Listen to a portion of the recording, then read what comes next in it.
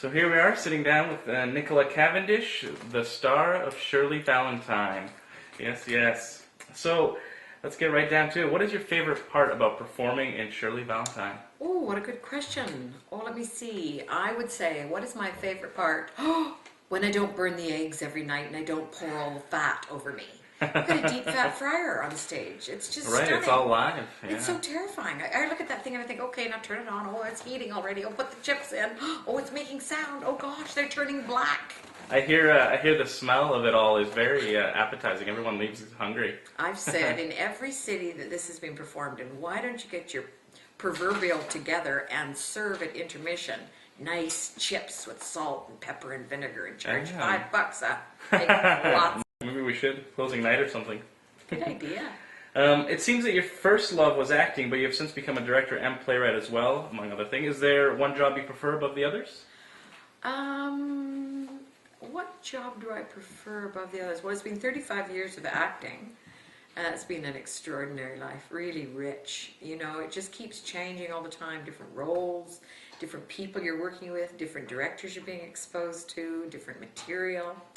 It's really good. Writing, I think, is the new frontier for me because it's, as I get older, I'm finding I seek privacy much, much more to the point of reclusiveness. So my husband built me a little writing hut by the river where I live on Vancouver Island. That's awesome. And I'm working on three pieces right now for the theater and a children's book as well. Excellent. Oh, that's awesome. And so, as you were saying, you've done a lot of theater and film in your career. What is the biggest difference about working in the two mediums, and which medium do you prefer? Well, you know, it's funny. This morning I saw a lady on the street who'd seen our show last night. And Shirley Valentine was first a stage play. And in fact, when Willie Russell wrote it, on the very, very first night it was ever going to be performed, the actress got very, very ill, Pauline Collins. And there was nobody to replace her, and there was a great big full house. It was an out-of-town place. It was somewhere in one of the English counties before it went to London's West End. And so Willie was obliged to sit on stage on a stool and do the story himself to these people.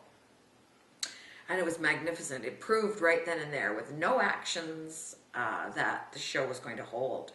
So today here I am in Kamloops looking for the book barn or something, and somebody recognizes me from the show on the street, and she made me laugh so hard. As per your question, what do I prefer, film or stage?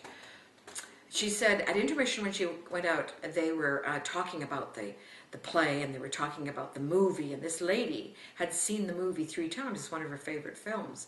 So her friend said, so what do you think? The movie or the film or the stage play? Which is better? Which do you think? Are they the same? Are they different? And her response was, no, Nicola Cavendish has got it right on the head. She was just as good as the movie.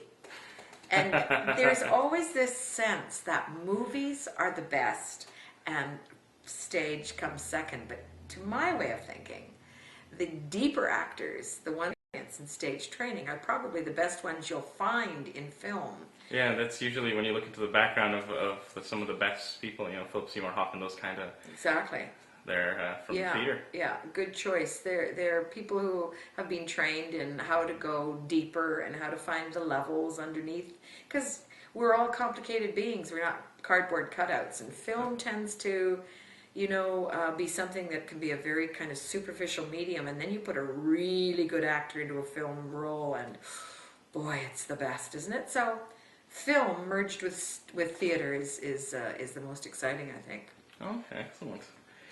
And so Shirley obviously travels to Greece. Have you yourself ever been to Greece? I did. I went there, I guess it was about 3 seasons after I'd started Shirley, and it was so beautiful, so magnificent.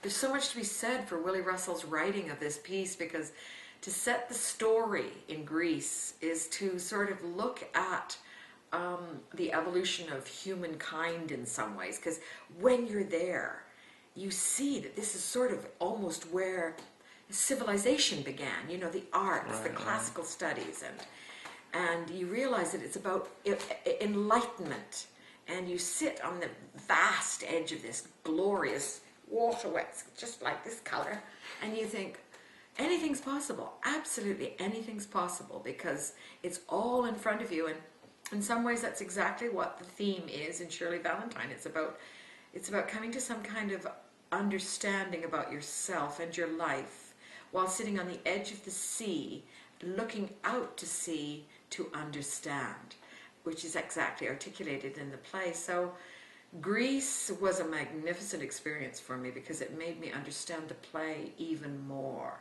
Oh, it's a great literary study. I'm surprised they don't use this in sort of film classes as, script study or even literature classes, playwriting classes, because it's a really well constructed piece of material. Yeah, I mean, from my humble opinion, I loved it when I read it. I hadn't read it before it was coming up to the season, so I read it, and good for you. I thought it was great. 31 pages of single-spaced dialogue. It's all in here. How does it stay? Scary. I think it's dribbling out of my ear right now. Keep it in. There's a show tonight. And so you've been performing in Shirley Valentine since 1989, and in that time, what do you think has changed most about your portrayal of Shirley, or has it stayed pretty much the same? No, it's gotten way richer. When I first started it, it was a kind of a party on stage every night. It's this woman who could make all these sort of self-deprecating jokes and comments about her husband and her marriage, and everything was sort of light and frivolous, and there was pain underneath because there has to be, because she's an unhappy woman, but it was mostly easy for the audience. But now, because I'm older, because I've got more teeth about perspective on marriage and perspective on life, and I can look back at it in my own life, and you bring as an actor to any role that which you know emotionally, and you share the emotions that you have in real life with a character that you're portraying in script life. Right. So I can bring all sorts of richer emotions to Shirley Valentine now that makes people really quite recognize that we're going deeper. But it's going to be okay. You'll be safe. You won't get hurt. You won't be frightened. You won't be offended. Just let me hold your hand while we go deeper. And then we'll come up for a laugh or two in a minute. And that's the beauty of that script. So as I'm older, it's just a really richer experience for myself as well. Oh, excellent. And so you grew up in the Okanagan on a peach farm, which everyone mentions in these parts. Apricots and Bing cherries, I think. Yeah, apricots and Bing cherries. The peaches, this was the last year of the peaches. I think the peaches are coming out now. Just going to too be the many cherries? deer damaging, too much drought, too intense sun. It's just unreal what this whole planet change, or not planet change, what's it called? Weather change, hot air change, global warming, that's it. It's affecting, orchards. They're just burning up down our end. We're the South Okanagan, really close to Osoyoos, where it's super hot. So no more peaches. Scratch that off your list. Done. And so, as a child, what was something you did for fun on the farm? Oh, you know what I used to do before the bus came to pick us up in the morning? It's one of my most visceral memories. So it's like 7 o'clock. So I think I had to get onto the bus around 8:15. I used to have to put my gumboots on, my nightgown. Didn't even take that. Just get dressed. Took off my nightie, my gumboots, and went to the orchard to change sprinkler pipes. It was my job to change sprinkler pipes. And then they were great big aluminum pipes, and they were about 25 feet long, light because they're aluminum, and you just carried them up to the next row of trees, laid them down, hooked them together, pulled them so that they wouldn't blow when the big full force of orchard water came through, and then made sure that all of the heads were going without any grasses twisted into them. That's one of my most favorite little orchard chores. It's nice to be asked that. And so you're also a graduate of the University of British Columbia. What do you remember most about your time there? The people, I think. It was the people that pulled me into that department. I didn't go to university thinking I was going to become an actor. But I took one course, a history of theater, and I noticed that everybody who was there, for the most part, all of the potential acting students that were there, all stood out. They had color and vitality and kind of panache, and there was a kindness about them. And then as we all became sort of second and third year students and the class sizes got smaller and better, but smaller, you were suddenly working more intimately with theater personalities and the arts personality, There was always a great generosity of spirit and no judgment, and you got all the aches and pains of people and their sad lives and their great lives, and it was all mixed up together. It was a wonderful planet called theater, and I knew that was where I would mind very much, spending the rest of my life and calling home. It was a choice that in some ways was made for me, just because there was no choice in the matter. Any fool would have turned their back on that, but somebody smart would have said, "Yep, I can stay here." Excellent. So far, have you enjoyed your time in Kamloops? What has surprised you the most? The geography is so beautiful. I've been to Kamloops before. It sure has grown. It really has. It's lovely to see the vintage houses still here, because down at the coast they just tear them all down and put up big. But there's a lot of construction going on here, so we just passed so many wonderful vintage houses in the downtown core, and they seem to be really honored.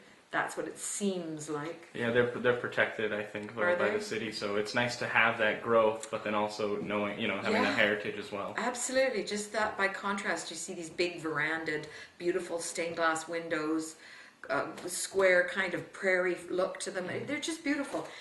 What have I liked about Canada? I like the fact that there's lots of small businesses here that are Canadian owned and Canadian run.